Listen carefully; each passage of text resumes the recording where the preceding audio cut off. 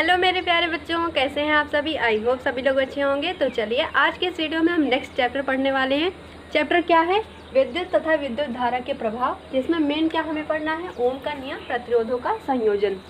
आपकी जो बड़ी मुश्किल है, आपकी जो नई वाली बुक है ना, उसमें क्या हुआ है, दिया तो सब कुछ है, जो पुराना सब है सब वही है, लेकिन उसमें से एक दो हेडिंग काट दिया है, लेकिन बिना उसको समझे आप नहीं समझ ही नहीं पाओगे। तो एक काम करो, जो जो जैसे जैसे आप पढ़ रहे हो बस पढ़ते चलिए आप लोग, ठीक है। कोई दिक्कत नहीं होगी, ना तो आपको बहुत ज़्यादा एक्स्ट्रा पढ़ना है, ना ही बहुत ज़्यादा कम पढ़ना है। जितना है आपके सिलेबस में उतना आपको पढ़ना है, लेकिन मैं समझाते हुए चलूँगी ताकि आप दिक्कत ना हो समझने में। क्योंकि बच्चों देखो, बात ऐसी होती है कि एक चीज़ें दूसरी चीज़ों से लिंक रहती हैं। अब आप एक चीज़ हटा दोगे तो दूसरा कैसे समझोगे? पहले आपको दोनों चीज़ें समझनी पड़ेगी ना, तभी तो समझ में आएगा। तो टेंशन मत लो, अच्छे से पढ़ते चलो बस, ठीक है। देखो हमें क्या पढ़ना है? ओम का नियम, प्रतिरोधों का संयोजन। अब इस चैप्टर में हमें पढ़ना क्या है? पहली बात तो हमें विद्युत आवेश क्या होता है हमें नहीं पता होता है। जैसे तार में आपने प्लस माइनस देखा होगा, होता है ना। एक जो हमारे घर में क्या होता है, एक जो ब्लैक वाला होता है, एक रेड वाला तार होता है। रेड वाला प्लस में लगता है, ब्लैक वाला माइनस में लगता है, सभी ने देखा होगा। और कई बार होता है कंडीशंस, आपने देखा होगा बिजली चमकती है, तो इसमें भी विद्युत आवेश के कारण ही बिजली चमकती है। आपने जब बारिश होती है तो बिजली चमकती है ना, कड़कती है, आपको सुनाई देती है, तो वो किस वजह से होती है? विद्युत आवेश के कारण ही होती है। अब जैसे देखो घर में क्या होता है, जब आपने कभी ट्राई मत करना, लेकिन मैं बता रही हूँ, जब कभी क्या होता है माइनस और माइनस साथ में जुड़ जाता है तो वो आपस में क्या होता है, रिएक्ट कर देता है ना, मतलब लाइट जैसी दिखने लगती है उसमें। तो यही सब चीज़ें हैं, क्या होती है ये सब पढ़ना है हमें। प्रोटॉन, न्यूट्रॉन, ये सभी क्या होते हैं, हमें तो पहले से बेसिक चीज़ें पता नहीं है। तो हम सभी चीज़ों को चलिए पढ़ने की कोशिश करते हैं और अच्छे से समझने की कोशिश करते हैं। और आप लोग, अगर आपके पास नोट्स नहीं है तो इसीलिए मैं आपको इतना सारा लिखती हूँ, ताकि आप नोट कर लीजिए, आपको दिक्कत ना हो एग्ज़ाम टाइम में।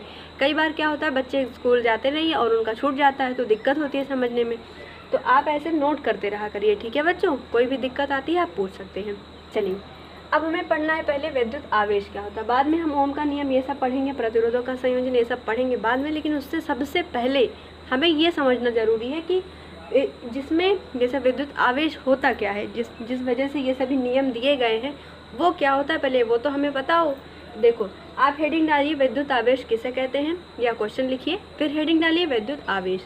आप उसमें लिखिए विद्युत आवेश वाली हेडिंग के अंदर, यदि कांच की छड़ को रेशम से रगड़े तो छड़ हल्की वस्तुओं जैसे कागज के टुकड़े को, तिनके को इत्यादि को अपनी ओर आकर्षित करने लगती है। इसी प्रकार एबोनाइट क्या होता है, एबोनाइट एक छड़ आती है इसकी, तो एबोनाइट की छड़ को बिल्ली की खाल से अगर हम रगड़ते हैं तो ये क्या करती है, हल्की वस्तु को अपनी ओर आकर्षित करने लगती है।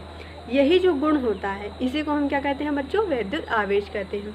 आप प्रैक्टिकल करके देखना, एक स्केल होती है ना पटरी, उसको लेना, अपने बालों में ऐसे रगड़ना, छोटे छोटे कागज़ के टुकड़े सामने रखना, और जैसे ही उसके आप नज़दीक ले जाओगे वो क्या करेगा, कागज़ के टुकड़ों को अपनी ओर खींचने लगता है। समझ गए? तो आप इसको ज़रूर से कोशिश करके देखना।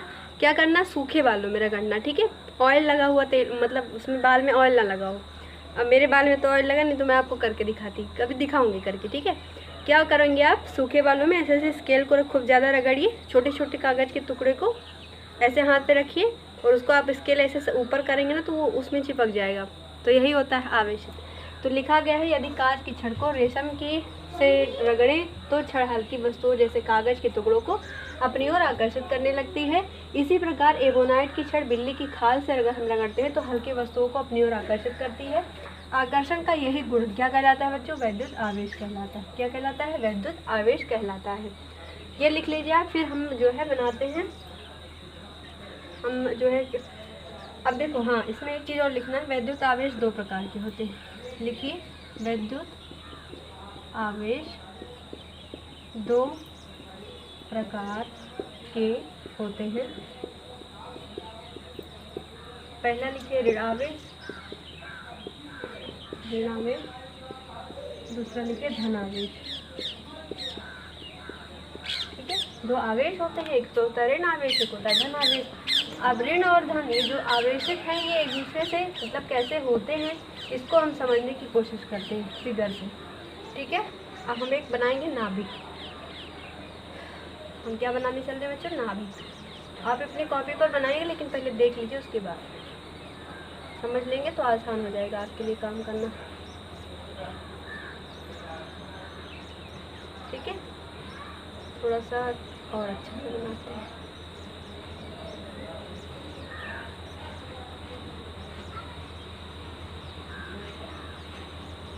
आप लोग ऐसे हाथ से मत बनाइएगा, मेरी तो मजबूरी है हाथ से बनाना, लेकिन आप हाथ से ना बनाइएगा, आप जो गोले प्रकार से बनाइएगा, ठीक है।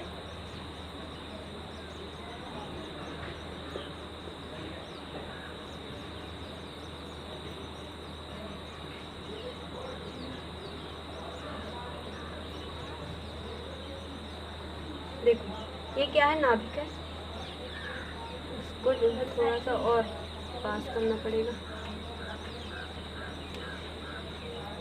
ऐसे, ठीक है। हो गया ये नाभिक।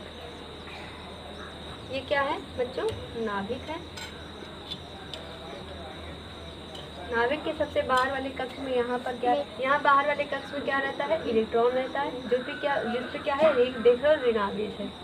यहाँ नाभिक के अंदर क्या क्या होता है, प्रोटॉन और न्यूट्रॉन। क्या होता है, प्रोटॉन और क्या होता है, न्यूट्रॉन। क्या होता है, न्यूट्रॉन। प्रोटॉन पर क्या होता है, धनावेश होता है।